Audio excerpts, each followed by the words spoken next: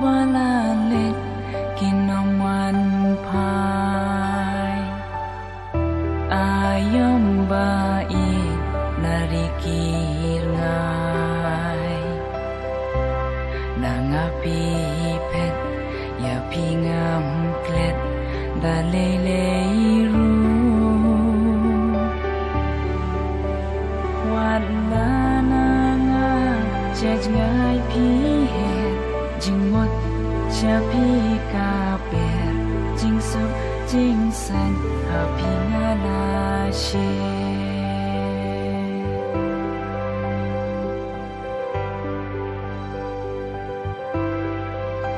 Sashi sin her ngada kwa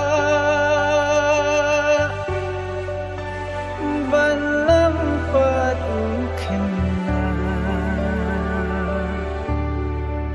ngan her biang shaki por bajngai shaki man ka heri mai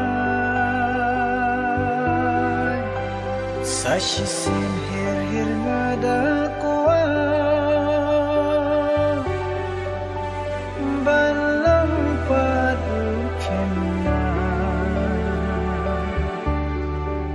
Kisai kudi, kisai telai,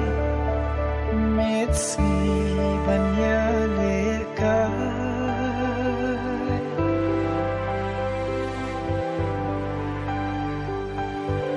Kidin tiêu sao là tôm ban thao, kỳ bắt môi na ban kle men ja. Yakiban yo ai ngan sha sho compare Namar ngate por kansawan jingkit hangakin ban berpiru por nang her bran bran por balale kerawan mat pho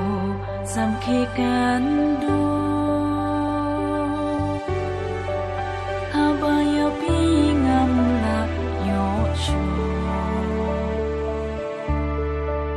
Shanun wat hanglungan siyang Pustim karisyadan Sa sisin hir ngada kuwa Balang patukin na Kisai kudi kisai telai meets me banya lekai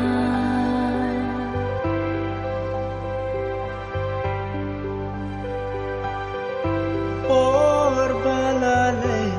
kerawan pai ayam bait narikir ngai nangapi pet ya pingam ket daleleru wala nanga jajngai pi jingmut shapi ka pe jingsu jingsen